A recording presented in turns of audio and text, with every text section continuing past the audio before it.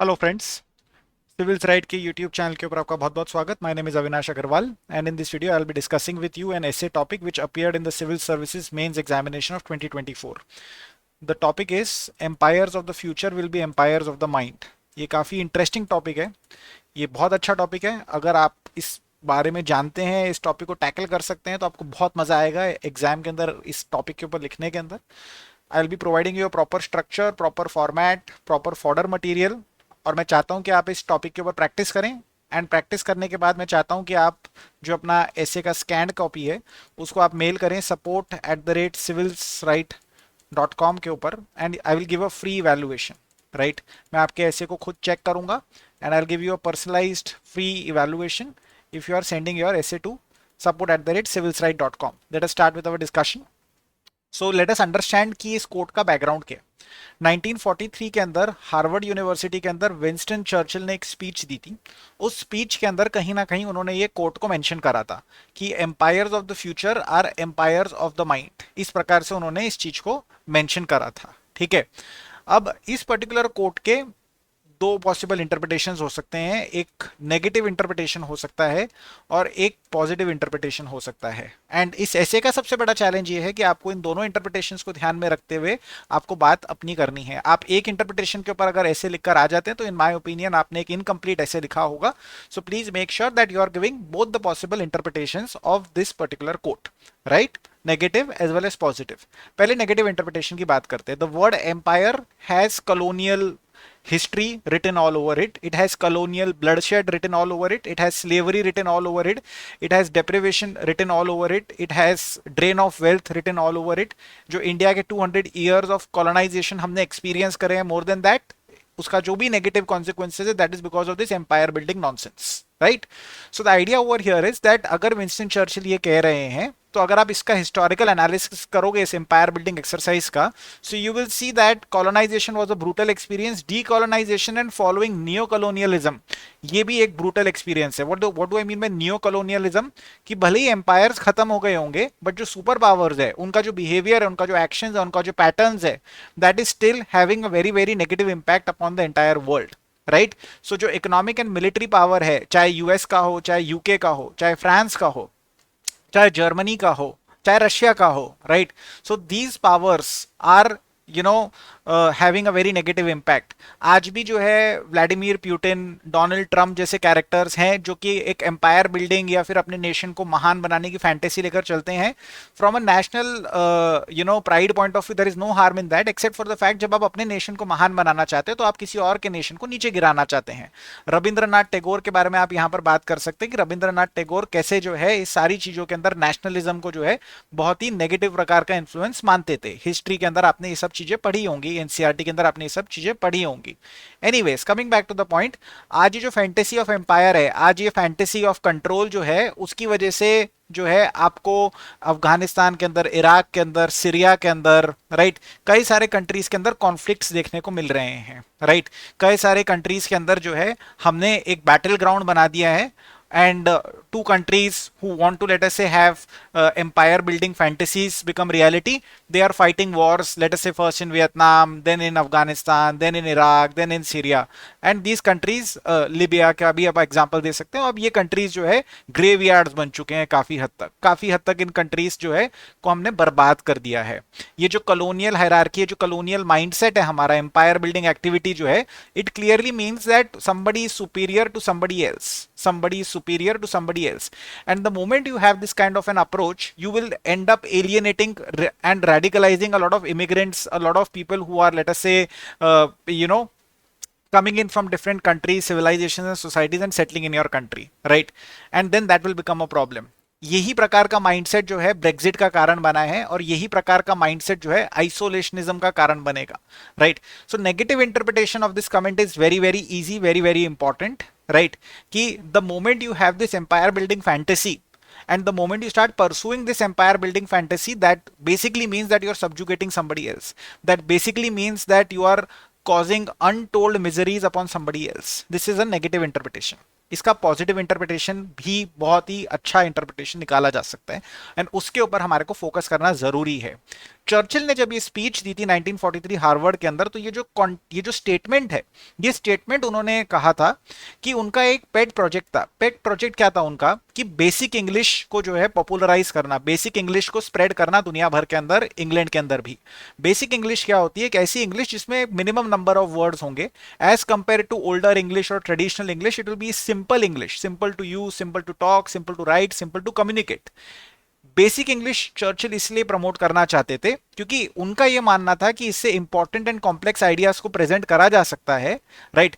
And ये language काफी simplified है, इसे सीखना, बोलना, यूज करना काफी सिंपल है। इससे एक्यूरेट कम्युनिकेशन हो पाएगी, इससे ट्रांजैक्शंस फैसिलिटेट हो पाएंगे, इससे मिसअंडरस्टैंडिंग्स दूर जा पाएंगी। एंड इसके अंदर उन्होंने हार्वर्ड को जो है काफी सराहा था। He had praised Harvard that Harvard is doing a fantastic job in trying to promote basic English. That is what Churchill was trying to say. And in this he said, right, laying lot of praise, laying lot of expectations at the academic world's doorstep, he said that let us go forward in malice to none and goodwill to all. Empires of the future are empires of the mind. यहां पर it seems he is focusing upon intellectual research, यहां पर it seems he is focusing upon knowledge, यहां पर he is focusing upon education, यहां पर he is focusing upon research and development, right. So अगर आप ये वाला इंटरप्रिटेशन देखेंगे तो आपको दिखाई देता है कि यहां पर एक पॉजिटिव इंटरप्रिटेशन इस टॉपिक का बनाया जा सकता है। So what is the important point over here? Important point over here is कि इस टॉपिक के अंदर, right, empires of the mind, आप ये सोच सकते हैं कि what a man can conceive, man can build, right? It's not just about man or women, it's not a gender thing, right? जो आप सोच सकते हैं वो आप रियलिटी में कन्वर्ट कर सकते हैं, right? This can also be one of the interpretations of this particular topic. इसका इंटरप्रिटेशन कलोनियलिज्म से भी निकाला जा सकता है, जो कि मैंने आपको ऑलरेडी बता दिया है। इसका इंटरप्रिटेशन ये भी निकाला जा सकता है कि जो भी आपके आइडियाज हैं उन आइडियाज को आप रियलिटी में कन्वर्ट कर सकते हैं। नाउ द क्वेश्चन इज कि हम कौन से प्रकार के आइडियाज को रियलिटी में कन्वर्ट कर रहे हैं। क्या हम नेगेटिव आइडियाज को रियलिटी में कन्वर्ट कर रहे हैं, क्या हम पॉजिटिव आइडियाज को रियलिटी में कन्वर्ट कर रहे हैं? We need to talk about that, right. So I am going to give you a lot of examples over here now, lot of examples from both possible interpretations, and then I will come and discuss कि how should you structure your essay. मैंने आपको पूरा structure भी यहां पर बनाकर दिया है, I will come back and discuss, don't worry, right. So just follow me now, ठीक है।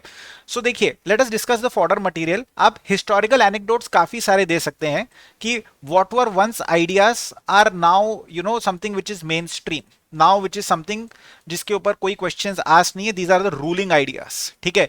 तो एक टाइम के फ्रिंज आइडियाज आज की रियलिटी बन चुके हैं, आज की रियलिटी बन चुके हैं। This is something which has happened, right. जैसे for example during renaissance and during humanism there was significant advancements in art, science and philosophy. Characters like Leonardo da Vinci as well as Michelangelo, they were able to reshape the way we perceive art, the way we perceive our societies, the way we perceive our ideas and creativity. Enlightenment के दौरान John Locke and Voltaire के जो revolutionary ideas थे, right, regarding rationalism, regarding democracy, regarding individual rights, अब ये सारे ideas main stream बन चुके हैं। इन्हीं आइडियाज के ऊपर majority of the peaceful and developed countries are working, right. So जो मॉडर्न डेमोक्रेसीज का जो फ्रेमवर्क है वो किसी के आइडिया के अंदर से निकलकर आया है, right. So it clearly tells you कि जो इंटेलेक्चुअल मूवमेंट है, जो क्रिएटिविटी वाला मूवमेंट है, जो आइडिएशन वाला जो ट्रेट है ह्यूमन बीइंग्स के अंदर, that can be a massive positive force, that can be a massive positive force.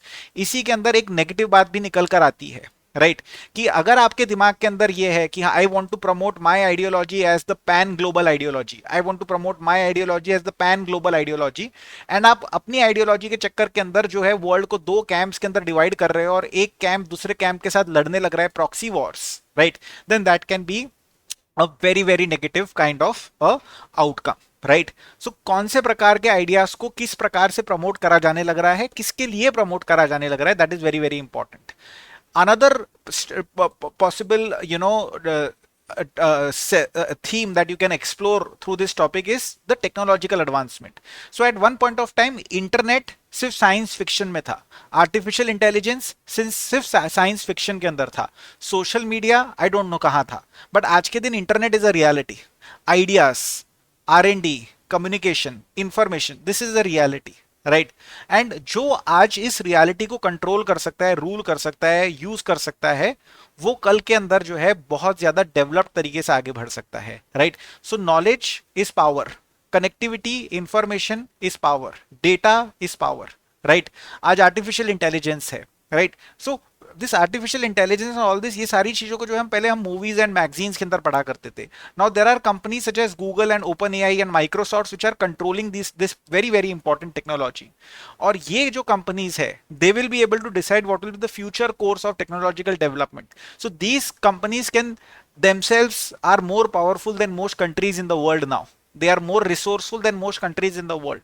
So is this also something that we can talk about? Yes, this is definitely something that you should talk about. Social media, right? अब जो social media है, आप अपने दिमाग में कुछ भी ideas जो है मैं आपके मोल्ड कर सकता हूं, मैं आपके दिमाग में आइडियाज डाल सकता हूं। I can play with your mind, I can control your mind. Are you getting my point? Right? And if I can play with your mind, I can control your mind, I can channelize your mind, then I can basically have some kind of a control over you, right? So वही चीज यहां पर निकल कर आने लग रही है कि social media, Facebook, Twitter, right, ये अपने आप में एक मतलब कंट्री है। इनकी इतनी ज्यादा मेंबरशिप है, इतनी ज्यादा फॉलोइंग है, इतना ज्यादा यूजर बेस है, and it is so powerful that it is having a significant impact. There are people in the 21st century जिनका आप example दे सकते हैं, such as Elon Musk, right? They want to colonize Mars. Jeff Bezos, right? His company is having a significant impact upon the way we consume, the way we think, the way we behave, the way we live, right? So they are completely dominating the global market. They are completely dominating the cultural trend. Your FANG companies, whether it's Facebook, Alibaba, Amazon, Netflix, Google, these are extremely powerful organizations. And the way they think, the way they behave, the way they are evolving, they are having a significant impact upon the rest of us, right? There are technologies जिनका आप example दे सकते हैं। तो आपको ये सारा fodder material जो मैंने प्रोवाइड करा है, दीज आर आइडियाज, राइट। ये सारे टेक्नोलॉजीज एक टाइम पे सिर्फ किसी के माइंड में थे, अब ये रियलिटी बन चुके हैं। सब कुछ रियलिटी बन चुका है।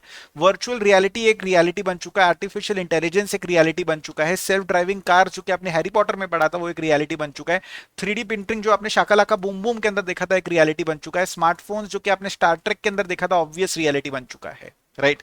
This is all reasonably positive. हर एक चीज का नेगेटिव है, but these are reasonably positive. There are clear cut negative problems over here, there are clear cut negative problems over here. US versus China का जो ट्रेड वॉर हुआ था, US versus China का जो क्या नाम है इसका, ताइवान स्ट्रेट के अंदर जो कॉन्फ्लिक्ट चलने लग रहा है, या फिर साउथ चाइना सी के अंदर जो कॉन्फ्लिक्ट चलने लग रहा है, या फिर हुआवेई से रिलेटेड जो कॉन्फ्लिक्ट चलने लग रहा है, राइट, मार्केट एक्सेस से रिलेटेड कॉन्फ्लिक्ट चलने लग रहा है।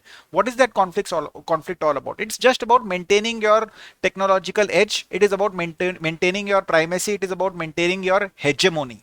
So China is trying to create its hegemony, US is trying to preserve its hegemony, right.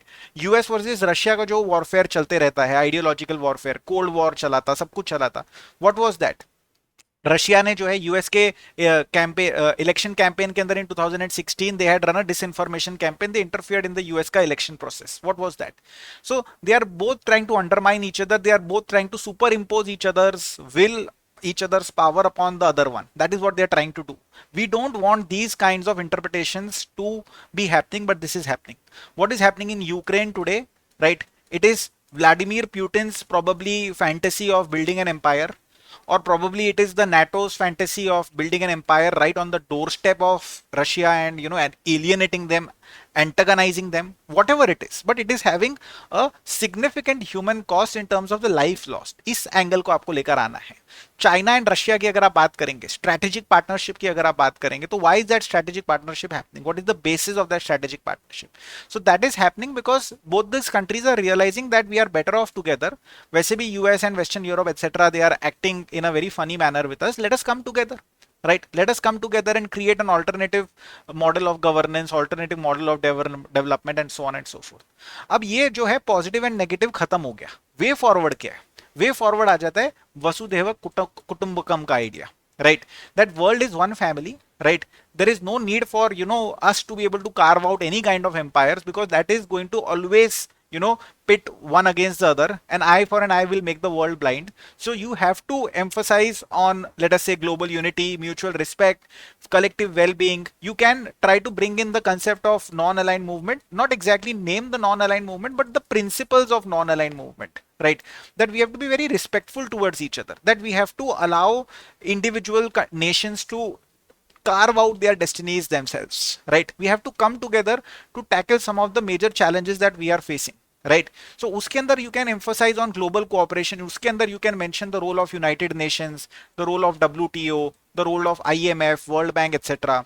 उसके अंदर you can mention sustainable development, SDGs, Paris agreement etcetera etcetera के बारे में, गांधी जी के बारे में डेफिनेटली बात करिए कि देयर इज एवरीवन्स नीड के लिए सब कुछ है but not for everyone's greed, इस प्रकार का कोटेशन दीजिए, right? So we can all go ahead in harmony, ensure inclusive growth in the entire world, have some kind of cultural exchange so that, you know, we can share art, philosophy, spirituality amongst each other, you know, build a harmonious global community. इसके अंदर you can mention the significance of, let us say, yoga etc. That's something which has, you know, been exported out of India in the form of a cultural commodity which has gone out. इसके अंदर peace and non violence के अंदर जो हमारा emphasis है उसके ऊपर जो आप बात करिए, मोदी जी के बारे में बात करिए कि उन्होंने कहा था कि रशिया यूक्रेन क्राइसिस के दौरान कि we can not be fighting a war in this is not the age of war. आप इस प्रकार का कोटेशन दीजिए एंड फिर फाइनली आप कंक्लूड करिए इस ऐसे को, ये कहिए कि भाई cooperation, sustainability, compassion, inclusive growth को ध्यान में रखते हुए हमारे को काम करना है. अगर हम एम्पायर बिल्डिंग को या फिर जो पावर ऑफ माइंड है उसको नेगेटिवली यूज करना चाहते हैं, दैट इज वन चॉइस. अगर हम power of mind, power of conceiving an idea, power of bringing an idea into reality को डिस्कस करना चाहते हो, so that can be another way of looking at it. So what should be the structure of your essay, right? So structure is start with the hook, right? Start maybe with a, जो भी आपको अच्छा लग रहा है. मैंने आपको बहुत सारे हुक्स प्रोवाइड करे हैं. विंस्टन चर्चिल की speech can be a hook, right? And जो अभी चलने लग रहा है geopolitical crisis, that can be a hook, right? या फिर यू नो जो पावर ऑफ माइंड है, that can be a hook, right? कि what a man can conceive, man can build, right? That can be a hook. Context बताइए कि ये coat का context क्या है, हिस्टोरिकल कंटेक्स्ट क्या है, राइट? बॉडी के अंदर जब आप जाएंगे तो आप डेफिनेटली बात कर सकते हैं, राइट? कि ये सारे जो आइडियाज है, ठीक है, इंटेलेक्चुअल आइडियाज, इनका क्या प्रोग्रेस है, टेक्नोलॉजिकल डेवलपमेंट्स के बारे में बात कर सकते हैं, role of knowledge and innovation के बारे में बात कर सकते हैं, ग्लोबलाइजेशन, कल्चरल एक्सचेंज के बारे में बात कर सकते हैं, right? Finally you can also think in terms of the emerging geopolitical rivalry के बारे में बात कर सकते हैं. सारे एग्जांपल्स आप दे सकते हैं, right? And try to bring India's contribution over here, Indian angle over here, that how would India, how would you as an administrator want to shape what is going to happen in the next 25, 50, 75, 100 years, and then try to come to a conclusion, right? Try to come to a conclusion whereby you are emphasizing, right, that you know, we have to create a future whereby, you know, we are you know, bringing out the best of the humanity. That is what the future is, that is what the aspiration should be, right? So जो positive interpretation of Churchill है उसको जो है आप जरूर highlight करिएगा, right? जो positive interpretation of this quote by Winston Churchill है उसको आप जरूर हाईलाइट करिएगा. I would like to reiterate my request that you are invited to write this essay on your own. मैं जानबूझ के आपको लिखकर ऐसे नहीं दे रहा हूं, बिकॉज लिखकर ऐसे दे दूंगा तो आप एग्जाम में कुछ नहीं लिख पाएंगे. आप लिखिए और ऐसे को मेल करिए, स्कैन करिए, मेल करिए. I will check it, I will send it back to you on your email ID with detailed notes and elaborations of how you should improve it, how you can work upon it, right? Fodder material is there with you, right? Make best use of it. Thank you so much, all the best, and Jai Hind to all of you. Thank you so much.